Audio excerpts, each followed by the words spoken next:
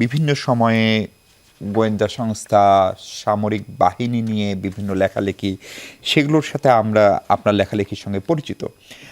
জিয়া রহমান হত্যাকাণ্ডের একটা বড় অধ্যায় সম্ভবত অজানা। আজকে আপনাদের এই শো করার জন্য আমি যখন গুগলও করছিলাম, তখন দেখলাম আমরা যে জেনারেশন, মানে যারা 90-এর পরে বেড়ে ওঠা, এটি নিয়ে আলোচনা, বই পুস্তক, দলিল দস্তাবেজ এত কম যে এটার একটা বড় জায়গায় এখনো আমাদের কাছে অজানা।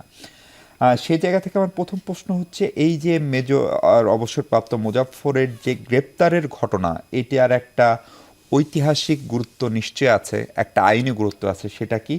এবং এই গ্রেপ্তার কি নতুন কোনো একটা অধ্যায়ের সূচনা করতে পারে, নাকি এটা আগের যে বাকি আইনি প্রক্রিয়া ছিল সেটিকে সমাপ্ত করার একটা পথ বাতলে দিল আমাদেরকে? আচ্ছা, প্রথমে বলি যে ওনাকে আর অবসরপ্রাপ্ত বলা যায় না, তার কারণ উনি আর্মি থেকে পলাতক ছিলেন, ডেজার্টার ছিলেন আর কি।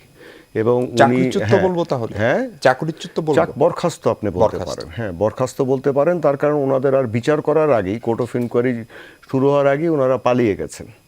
এখন ব্যাপারটা হচ্ছে যে উনি কিন্তু একলা পালাননি, ওনার সাথে আরও একজন ভারতে পালিয়েছিলেন, আরেকজন থাইল্যান্ডে পালিয়েছিলেন। হ্যাঁ, তো ভারতে পালিয়েছিলেন, ওনার নাম হচ্ছে মেজর মঈন।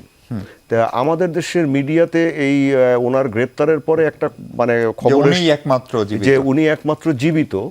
তো জীবিত উনি একমাত্র না, মেজর মঈন এখন কানাডায় আছেন, উনি জীবিত আছেন। উনি এর মধ্যে একবার বাংলাদেশে এসেছিলেন, এসে আত্মসমর্পণ করেছিলেন। করার পরে ওনার কিন্তু কোনো কিছুতে মানে সাধারণ একটা কেসে বিচার হয়েছে। যে কত সালের ঘটনা? এটা আপনার 2000 সালের পরে আর কি। হ্যাঁ, আচ্ছা। উনি একবার এসেছিলেন, আসার পরে ওনার শুধু ডেজার্টার হিসেবে মানে বিচার হয়েছে, 1 বছরের সাজা হয়েছিল। তারপরে উনি আবার চলে গেছেন কানাডায়। ওটা ভোগ করেছেন কি করেন না এটা নিয়েও এখন আবার অনেকে কিছু বলতে পারছেন না যে উনি এটা ভোগ করেছিলেন কিনা। আমি চেষ্টা করেছি বের করেন, কিন্তু দেখলাম যে মানে এক্স্যাক্টলি বলতে পারছে না, কিন্তু উনি কানাডায় চলে গেছেন। তো সুতরাং দুজন মানে বেঁচে আছেন। আরও কথিত আছে যে মেজর মঈন জেনারেল জিয়ার যে ব্রিফকেসটা ছিল তার রুমে, সেটা নিয়ে ভারতে গিয়েছিলেন। আচ্ছা, আরেকজন ছিলেন মেজর খালেদ, যার কথা বললাম। মেজর খালেদ আপনার থাইল্যান্ডে গিয়েছিলেন এবং সেখানে 1993 সালে উনি মারা যান। সেখান থেকে আবার লাশ এনে বাংলাদেশে দাফন করা হয়। তো এখন আপনি যেটা বললেন যে এটা কি নতুন কোনো দিগন্ত খুলবে কিনা বা কি হবে, প্রথম কথা হচ্ছে যে এই বিচারটা কিন্তু জেনারেল জিয়া রহমানের হত্যাকাণ্ডের জন্য করা হয়নি। এটা করা হয়েছে ফিল্ড জেনারেল কোর্ট মার্শালটা করা হয়েছে সেনা আইনে। এটা হচ্ছে সেনা বিদ্রোহের জন্য, শুধু মিউটিনিকে সামনে রেখে।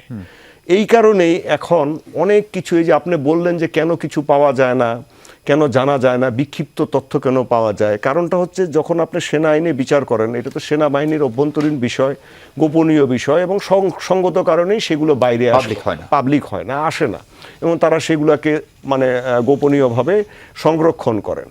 সুতরাং এই জিনিসগুলা মানে এরপরে কি মানে কতটুকু কি হয়েছে, কার কতটুকু মানে এখানে জড়িত ছিলেন বা অন্যান্য যে আনুষঙ্গিক তথ্যগুলা মানুষজন জানতে পারেনি।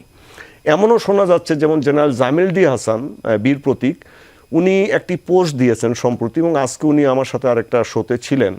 উনি বলছেন যে এই যে মানে দলিল দস্তাবেজ যেগুলো ছিল, এগুলো নাকি সব জেনারেল এরশাদের সময় ধ্বংস করে রাখে, মানে শেষ করে দেওয়া হয়েছে। তার মানে কি আমরা একটা ব্ল্যাঙ্ক অবস্থার মধ্যে হয়তো পড়তে পারি, আমি জানি না তারপরে সেনাবাহিনীর কাছে কিছু আছে কিনা। তো এখন যেটা হবে যে আপনি যদি হত্যা মামলা দায়ের কেউ না করে, বিএনপি থেকে হোক, জেনারেল জিয়ার পরিবারের পক্ষ থেকে হোক, বা একজন সাধারণ নাগরিকের পক্ষ থেকে হোক, বা রাষ্ট্রের পক্ষ থেকে হোক, যদি না করে, তাহলে আবারও কিন্তু এটা মিউটিনির কেসে ওনার বিচার হবে এবং ডেজার্শনের কেসে বিচার হবে। হ্যাঁ, এখন হলে কি হবে, আবার সেনা আইনের বিচারটা হবে। তাহলে আপনাকে যদি এটার প্যান্ডোরার বাক্সটা খুলতে চান, কারণ উনি হচ্ছেন এখন ধরেন আপনি তো মেজর মঈনকে আপনি কানাডা থেকে আনতে পারবেন, এত সহজ না। কানাডিয়ান সরকার শেখ মুজিবের হত্যাকারীকেও বাংলাদেশে করবে না। এখন আপনি এনাকে পাওয়া গেছে, এখন এটা হচ্ছে শেষ সুযোগ। ইনি আরও বয়স হয়ে গেছে, 77-78 বছর বয়স হবে। তাই আপনি এই শেষ সুযোগটাকে কাজে লাগিয়ে আপনি যা বের করার আপনাকে বের করতে হবে, যে তখন আসলে কি কি ঘটেছিল, কে কে জড়িত ছিল, বা কোনো রাজনৈতিক দলের ইন্ধন ছিল কিনা, বিদেশি শক্তির ইন্ধন ছিল না কিনা, পরিকল্পনায় কারা ছিল, সিভিলিয়ানরা জড়িত ছিল কিনা।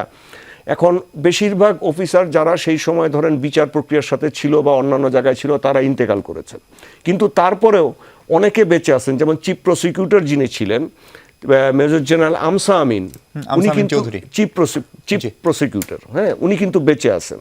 তারপরে যারা ডিফেন্ডিং অফিসার ছিলেন 3 জন, একজন হচ্ছেন আপনার মেজর জেনারেল আইনউদ্দিন, উনি মারা গেছেন।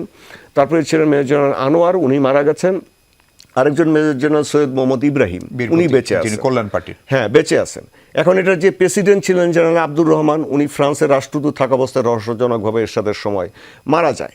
তো সুতরাং আমাদেরকে দেখতে হবে কি যে এখন আপনি এই বিষয়টা সরকার কি করবে সেটা সরকারের বিষয়, কিন্তু আমরা সাধারণ মানুষ হিসেবে যেটা চাই যে জেনারেল জিয়াউর রহমান তো শুধুমাত্র একজন জেনারেল ছিলেন না, উনি বাংলাদেশের প্রেসিডেন্ট ছিলেন এবং সবচেয়ে জনপ্রিয় রাজনৈতিক ব্যক্তিত্ব এই পর্যন্ত উনি ছিলেন।